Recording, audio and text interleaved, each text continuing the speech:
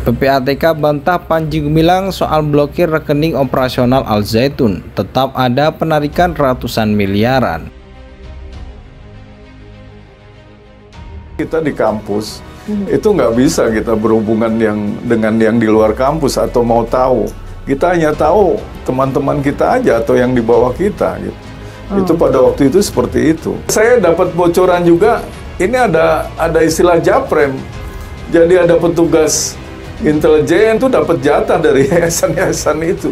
Entah petugasnya itu tahu atau tidak gitu kan. Jadi mereka aman. Bikin green economy. Iya.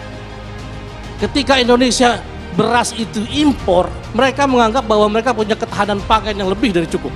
Bahkan Pak Muldoko datang untuk mendukung itu kan, membuktikan bahwa ketahanan pangan di Panji Gumilang ini sudah hebat. Satu poin dia menang itu sebagai pemimpin NII. Tepuk tangan dong orang NII, hebat kita bisa mengalahkan Republik. Kedua, blue economy. Itulah kenapa ketika Indonesia bicara maritim, dia bikin pangkalan di eretan, dia bikin gedung, dia bikin kapal, dia bikin pelabuhan. Untuk apa? Bahwa kami bisa melakukannya dan tidak ada yang bisa melarang kami. Iya, ketika di bawah diadres itu kepada masyarakat NII, tepuk tangan semua bahwa mereka akan segera menang. Nah, informasi-informasi itu kan tidak bisa dicerna umum bahwa ini adalah Panji Gumilang sedang bicara kepada masyarakat umum. Tidak, itu masyarakat NII yang harus mendengar itu, dan itulah yang harus disampaikan kepada dunia sekarang bahwa kalau mau bernegara kayak Panji Gumilang. Yang namanya pejabat datang ke pondok pesantren itu kan bukan baru pertama kali. Berkali-kali setiap pada zamannya, setiap pada periode siapa orang memimpin. Karena memang pondok ini pondok baik, pondok yang mendidik orang, anak-anak. Masa depan anak-anak itu baik.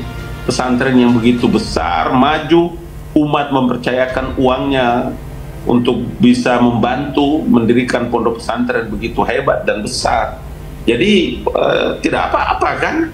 Di mana salahnya? Kenapa begitu sirik sekali orang-orang ini? Kan semakin ke sini kan orang terbatas sudah. Orang terbatas, akhirnya mereka secara pribadi tidak bisa memberikan lagi, mereka sudah tidak bekerja kan gitu, full time ngurusin NII. Nah akhirnya sekarang perkembangannya di samping untuk supaya jejaknya tidak diketahui, bikinlah yayasan-yayasan gitu kan, bikin yayasan-yayasan, kemudian disitulah menjaring dana. Mereka kan bentuknya formal, ada perizinannya, ada akte notarisnya, dari izin Kesbangpol dan sebagainya. Kan mereka dapat uang dari pemerintah Republik Indonesia ini, juga dari masyarakat luas gitu. Kalian tahu nggak bagaimana cara membangun Al Zaitun itu dari awal dengan susah payah, sudah besar, kemudian berpikir untuk ini. Saya nggak tahu siapa orang otak-otak yang rusak ini, yang merusak ini lembaga-lembaga pendidikan seperti Al Zaitun dengan berbagai macam tuduhan ini.